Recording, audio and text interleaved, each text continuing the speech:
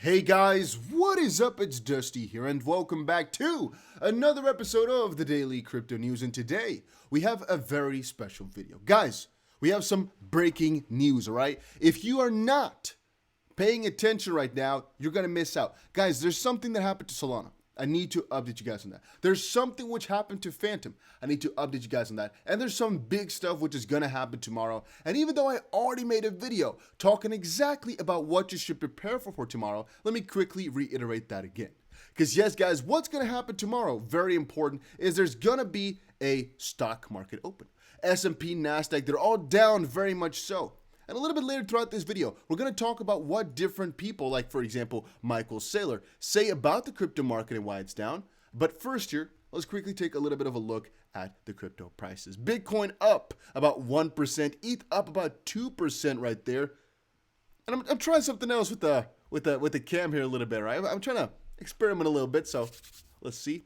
BNB is up about 3%. Generally speaking, the market is quite neutral. And what I mean with neutral, with a positive bias, basically, is that we're up at about 3% on average. I think that's a fair number to pick. XP up about 2.7, Solana up about 1.5, Luna up about 6. But generally speaking, I think 3 is the bottom line, potentially a little bit higher. If NEAR wasn't doing so bad, if Bitcoin Cash wasn't doing so bad. And I think Bitcoin Cash is one of the most fun parts because I literally said yesterday that I would kind of never buy Bitcoin Cash anymore. I got it for free, I believe back in 2017-18. All the Bitcoin you were holding, you basically got the same amount of Bitcoin Cash for absolutely free because of the hard fork. And same thing for Bitcoin Gold, Bitcoin. There were so many at that point.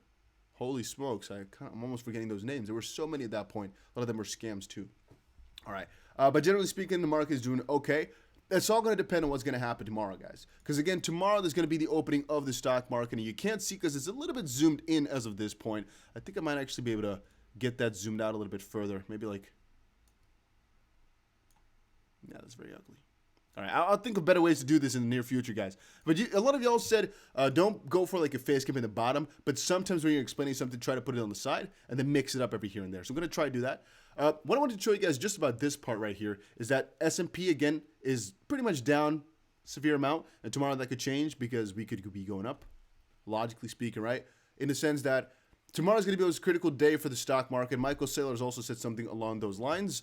MicroStrategy CEO Michael Saylor explains why the crypto market is down. His own words, let's quickly put that into perspective if I can. There we go. In a recent interview, Michael Saylor, co-founder, chairman, and CEO of NASDAQ-listed business intelligence company MicroStrategy, gave 2 reasons for the current downturn in the market. On 11th of August 2020, MicroStrategy announced via a press release that it had purchased 21,000 Bitcoin. I mean, from some side, it's kind of funny that he's been buying like a freaking Hulk throughout all these last couple of months. When Bitcoin's just going crumbling, or even when it's just gaining like crazy, he doesn't care. They just keep on buying. And again, you got to remember what the MicroStrategy stock is actually for. It allows a lot of companies that cannot actually get some natural exposure to crypto to get into this asset class via a company. So generally speaking, if they get rid of their coins, that's going against the premise of their entire company and their holding as a whole.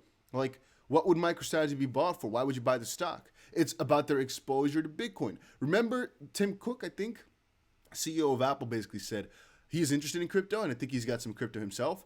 But I believe he said people are not really buying into Apple stock because they want to get some sort of connection to crypto.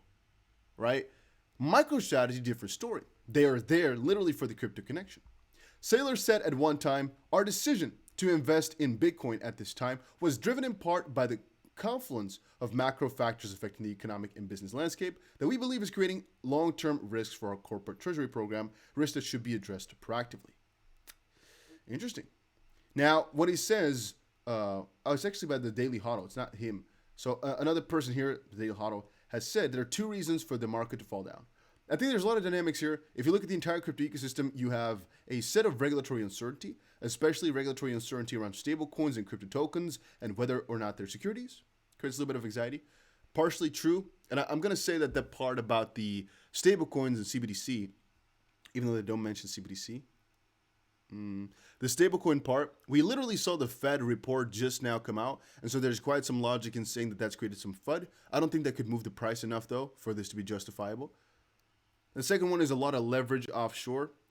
Debatable. Once more, leverage does wreck markets. However, it's more of a manipulative move short term. Usually, over leveraged market or so doesn't correct this severely. And the move that we saw right now, if you want to call that this is like taking out some of the long positions or whatnot, this is killing the bulls for a little bit. It's too severe of a move, I think, to try to catch some people off guard, basically. Then there has to be some really serious money trying to manipulate this move. I think more so that it's just connected to the stock market, and we have to look at the bigger factors at play, which again, you might say for yourself are just the general things that go on in the world, right? Economic recovery and whatnot. We can discuss that for a couple of hours if you really want to. One of the things I was kind of looking for here and wanted to kind of open for y'all. I cannot look at it perfectly, but I want to kind of show you guys the business cycle. So I was actually looking about the word in Dutch because I remember it's called it's in Dutch, it's conjunctuur. So I was looking for that because I wanted to explain a story about that. But little side note, a sad story, I don't know how to explain it. Apparently, the English word for that is not conjunctural, blah, blah, blah, like I always thought. It's business cycle. It's literally, I just Google translated that, and I'm like, what? But what it basically shows you is the general cycle that, let's say, the businesses or the market, generally speaking as well, goes through. There's an expansion, a peak, a recession, a trough, and it goes on like that forever and ever and ever. However, the general line is upwards. It doesn't have to be that way, but generally speaking, that's how it works. With Bitcoin, you can kind of debate about it as long as you want, but generally speaking, that's also how we are seeing it. And that's also how the majority of people actually view these cryptos and what they think is going to keep on happening. You can see how the line is literally looking like this. I believe, honestly, that it's going to keep looking like that. And even though this is a logarithmic chart, whatever chart you put up for it here is going to look exactly the same in the exact same manner because that's just how these things work, guys. This is exactly how these things work, and it'll keep working that way for as long as we most likely will be here for. Point being, it's all just a short-term little dip that we're witnessing. Look at the dip here on a logarithmic scale. Look at how insevere what we're witnessing right now really is. It's a matter of perspective, if you ask me. It's really a matter of perspective. Because that little teeny-weeny thing, is it really that big a deal? Is it really that bad? It's not something to really worry about, if you ask me. We're just back to the price we saw a couple of months ago. Over a longer term, it really is not that big a deal. Let's take a look back at the stock market here for just a little second. Again, we can see how it's looking as well over a 1 year period. Let's look at the 5 year period real quick. Over a 5 year period, do you think this looks really severe? It depends. It's a pretty big dip. We've only seen one in 2020 of this degree and once here in 2019. So it's pretty tough, but not really bad where you're like, oh no, panic. You don't really feel that way just quite yet. I'm not going to put that as a thumbnail. All right. So let's talk about these two other things. First of all, I guess, second point, Solana. Very big news to Solana. Very important news. Apparently, the network went down again. And some people are calling out that this is fake news, that is just FUD. Some others are calling out for a really big concern and why some of the stuff that I'm going to show you in just a second has happened. Long story short, that Fantom has basically overtaken Solana, and Fantom has basically just been going on a meteoric rise here. We'll talk about that in just a second. So, Solana network suffers yet another network outage. DeFi users pay the price. We have another one. Latest Solana clug causes liquidation bloodbath. And here another one. Ethereum competitors like Solana and Near set for immense growth this year by Pantera Capital. It's kind of fun to see the contrast, how some people look at the same situation and think about it really differently. Not the case here, because these guys, I don't think they actually took a look at it. However, generally speaking, Solana just goes down every now and then, so it's not really new or really surprise to anybody. So if they made a conclusion that Solana is such a juicy investment for 2022, then they basically are saying this with the thought inside their head that Solana is already, kind of going to go down every here and then. If it's fake or anything like that, please let me know. I'm going to take it all up on myself and say, I was wrong. But it's everywhere. Everywhere it says so. So it's the internet, it's true, of course. All right. Solana experienced high network congestion yet again this weekend as the crypto market crashed. The clock prevented DeFi users from topping up their loan collateral, causing a flurry of liquidations. What that basically means is you take out a loan in some way, shape, or form, and you have to basically add some money to it because the market moves down so quickly while you were loaning money and it gets riskier. But if you cannot add money to it for some reason, sometimes you lose everything. You lose the collateral that you put in. Solana suffered from network overload due to bots spamming the network again this weekend. Congestion prevented DeFi users from adjusting their collateralized positions as the price crashed, resulting in widespread liquidations. Solana has faced similar issues on multiple occasions in recent months. It's aiming to resolve the issues in its newer releases, but it takes time. And as of this point, I think a lot of people are going to get really angry because they lost so much money. And it's kind of funny that Solana is so painfully quick, but they had so many issues. Look at this from today. We're painfully aware of the issue in which users were unable to save themselves from being liquidated due to network congestion and are looking into reconciliation. I'm not really sure what they can do to fix this problem because it's not their side that's messing up, you know? It's like if you're using something like Ethereum, for example, and Ethereum messes up, you can't really say, oh, sorry, users, we're going to reimburse you or help you out because it's Ethereum that's messing up. In this case here, it's Solana. If you're using the Solana app or the blockchain and it doesn't, something happens basically, well, I don't think we should hold them accountable for stuff like that. It just depends a little bit, but that's a really big deal. One of the guys here, Clean, claimed they lost over 500 Solana in the incident. I tried to repay my loan over 8 hours yesterday, but every transaction failed. Actually, little side from the Dust DBC himself. I actually tried to transact Solana 3 times today. No, 3 times a day, 1 failed. So I'm gonna say 1 in 3. And I actually got a little bit scared because I usually don't have my transaction fail. So I was like, excuse me? But it was fixed rather quickly, so it wasn't really a big issue. I just did it again. But I was like, oh, wait a minute, what? Because Solana is usually really fast, specifically if you compare it to Ethereum, which is just relatively bad. And then here again, another one is just the same type of thing. 48-hour network outage for Solana. Solana network has suffered multiple issues in the last few months, and the current incident is the second in January. But unlike other occasions, latest outage lasted about 48 hours. They noticed it Friday, January 21st, and investigation lasted more than 24 hours. Not too sure about those parts right here in the sense that when it's fixed or how exactly that works. Issue was resolved today, Sunday, at about 4 UTC. My transaction happened at about... I can check it, I guess. No, I cannot check it while I'm recording. Too bad. Now, I'm going to say it was maybe about 1 p.m. UTC. I'm going to say 1 p.m. UTC. So that, I guess, falls within the parameters. But I've actually never had my Solana transfers not work. So that was also kind of interesting to me how that happened. Fortunately, mine was just trivial. I was just doing it for fun. So it wasn't really a big issue. But damn, if you're a DeFi user and you got messed up by this, that is really a sad piece of day. You know, that you're not going to like Solana after that, at least, if you ask me. So that's a really big deal. Not too happy with that. All right, and then the other thing I wanted to cover was Fantom absolutely going mind-boggling. Ethereum rival Fantom overtakes Solana and Avalanche to become the 4th largest blockchain by TVL. Well, apparently they right now are 3rd. Some guys have said DeFi Llama, which is the website that we're using right here, is not perfect for what they do. And apparently you cannot really see fully the TVL on the way in which I've structured it now.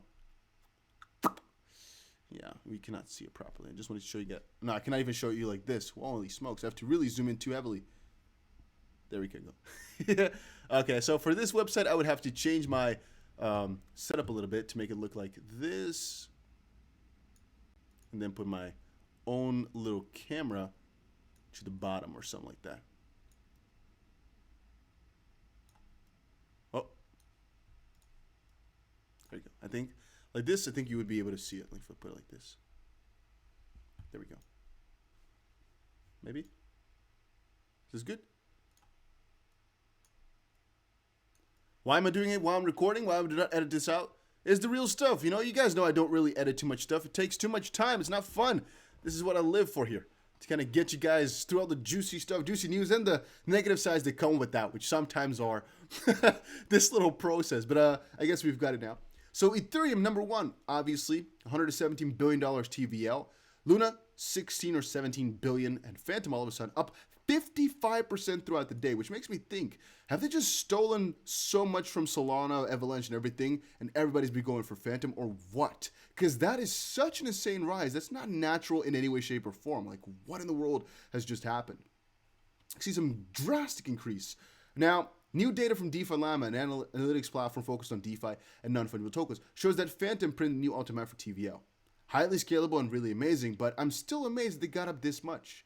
The TVL of the blockchain and DeFi protocol represents the total capital held within a smart contract, which of course we understand just went up ridiculously much. So I've been trying to find it out, but I couldn't. I've been trying to look everywhere to see what exactly could have changed this up or what could have happened. Here they say the rise in Fantom's TVL comes as the top 1,000 non-exchange Ethereum whales accumulate Fantom.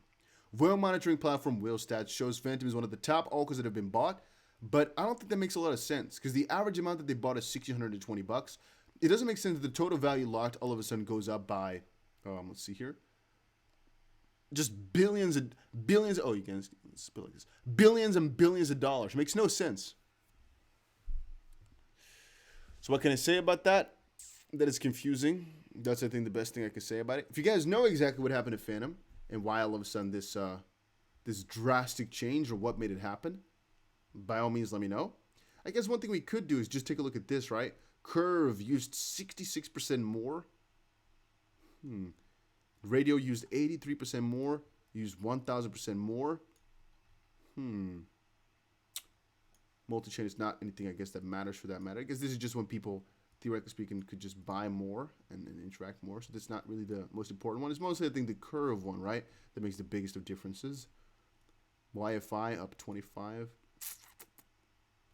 Okay. Yeah, not exactly sure. Maybe I'm missing something. Then again, we're looking at the TVL and the biggest parts of it. And it's like when you get such a drastic increase, it's like what? How? Why? What made it happen? But if you guys know, please let me know in the comments down below. I just know it's been going astronomical. Not exactly sure 1,000% as to what the bigger reason is behind that. But all right, guys, that was it for today's video. I think we covered all the pieces I wanted to cover for today. Hopefully see you guys again in another one as we go out with another update later today. I think we covered everything. Take care, everybody. Have a nice day. And, yeah, stop by later on. Make sure you subscribe to the channel and press the like button if you enjoyed the video.